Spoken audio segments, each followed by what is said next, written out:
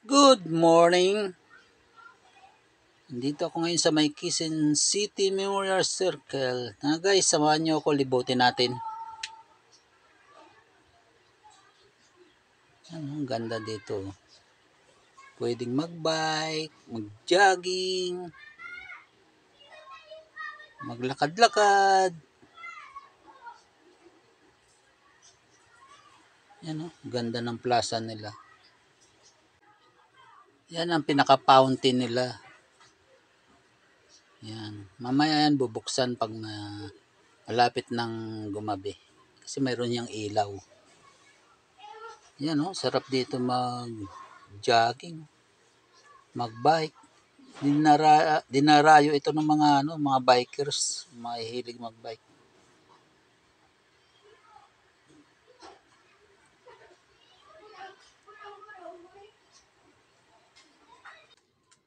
Ang ganda ng panahon ngayon. Ang maganda lang dito kahit mainit, malilim kasi maraming puno. Punta naman natin tong isang dito. Yan siya.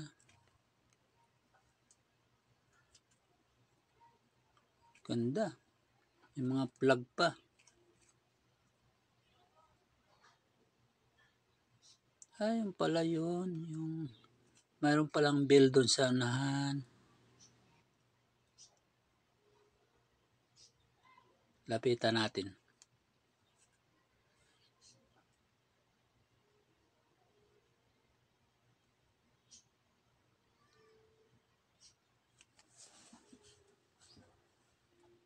Nag-i-enjoy yung mga dito. Ang mga namamasyal.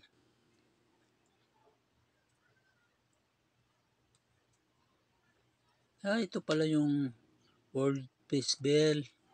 Dito pala ito nakasabit. Ganda. Napunta naman natin tong ibang dito.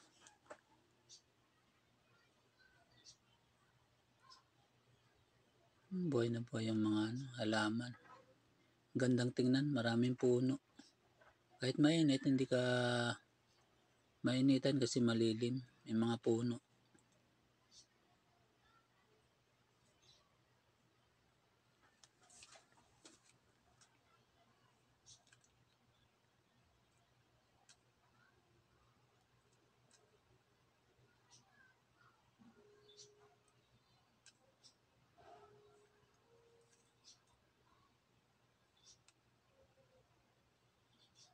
Yan guys, pag may mga dala kayong sasakyan, pwede mag-park dito sa mga gilid-gilid lang ng kalsada.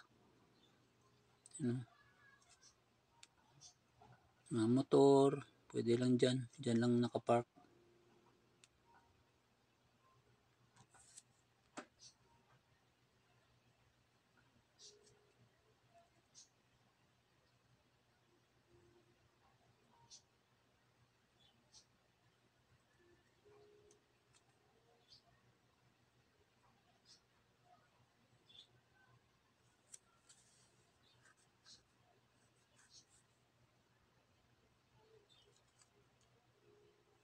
Lapitan natin to. Ganda ng pagka-pintura. Ganda ng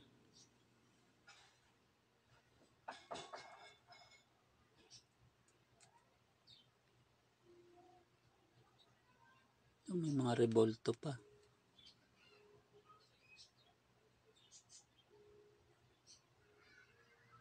Itong mga ito guys, yung nakikita nyo mga letter na may mga ilaw yan sa gabi.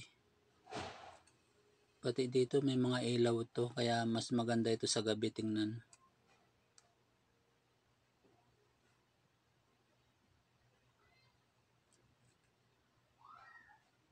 Ganda magpa-picture.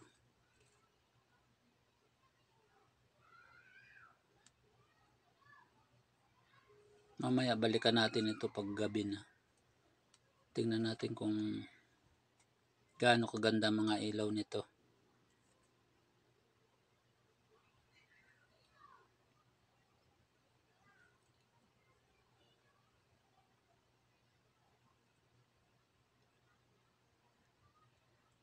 Yan, ganda oh.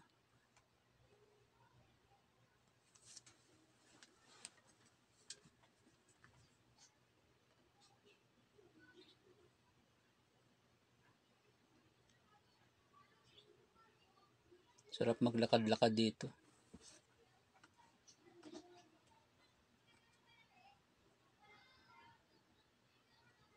Yan ang museo ni dating Pangulong Quezon.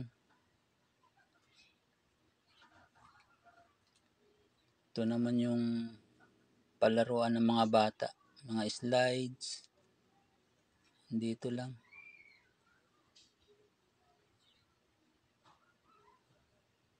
Dalawa itong palaruan dito ng mga pambata eh. Meron pa dun sa kabila. Yan oh, nag-i-enjoy mga bata, pati yung mga magulang. Dala lang sila ng ng sapin, tapos dalang pagkain. Yan, hintay lang nilang mapagod ang mga bata.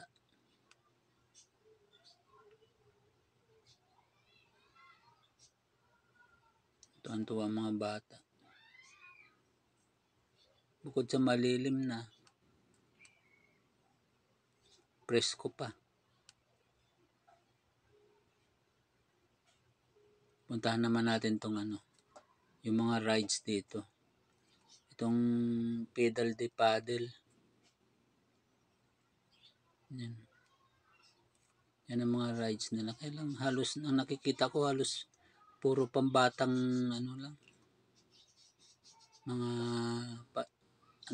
rides na pambata.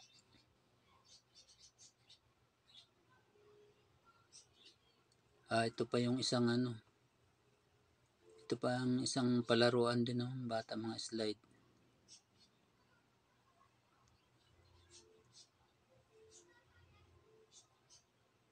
Kaya kung pupunta kayo dito, magdala lang kayo ng baon. Tapos, kain-kain lang kayo dyan sa mga lilim-lilim. Marami namang dyan. Maraming upuan.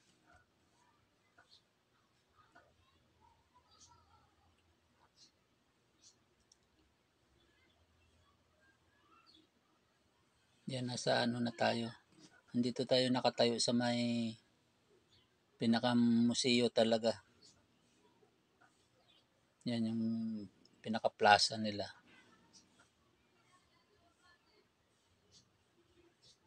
Yan siya. Laki pala nito. Kala ko ito maliit lang. Sayangan lang at hindi tayo pinapasok ng gwardiya.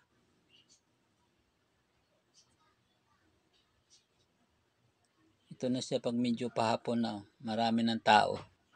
Yan, saka bukas na yung fountain nila. Mamayang gabi, iilawan na nila yan.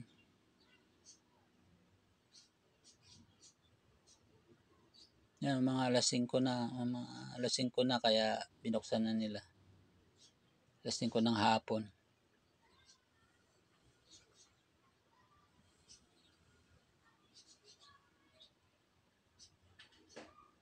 Yan. Dami ng tao, may mga nagja-jogging pa. Palibasa na, wala na yung araw. Yan siya. Dami kang mabibiling laruan ng pambata dito. Yan guys yung yung arko na maraming ilaw. Maliwanag pa kasi kaya hindi masyado nakikita. Mamaya balikan natin yan pag madilim na. Yan na siya, madilim na guys. Ayan siya oh, ganda 'di ba? Nag-iiba-iba ng kulay. Sayang nga lang yung arko, hindi natin na yung kulay niya kasi umulan, pinatay nila yung ilaw kaya hindi na natin nakuhanan ng ilaw yung arko na maraming ilaw kanina. Yan na lang, ito na lang yung nakikita natin ngayon. Tinanong ko sa mga tao dito, hindi na raw bubuksan kasi nga umaambon, umuulan.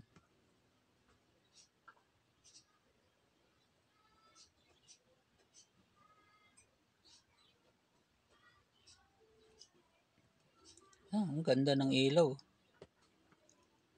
Saka yung fountain. Kaya lang yung fountain nila ganun lang pala yun. Akala ko may mataas pa. Yan na siya pag gabi.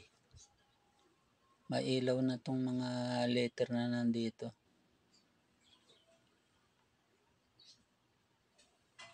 Sayang nga lang umulan kaya hindi masyadong binuksan nila yung lahat ng ilaw.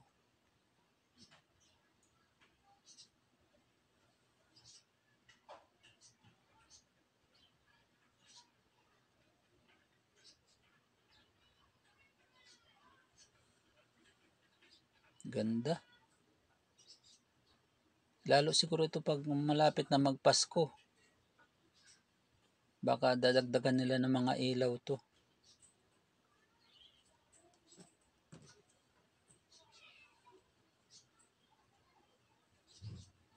Yan siya.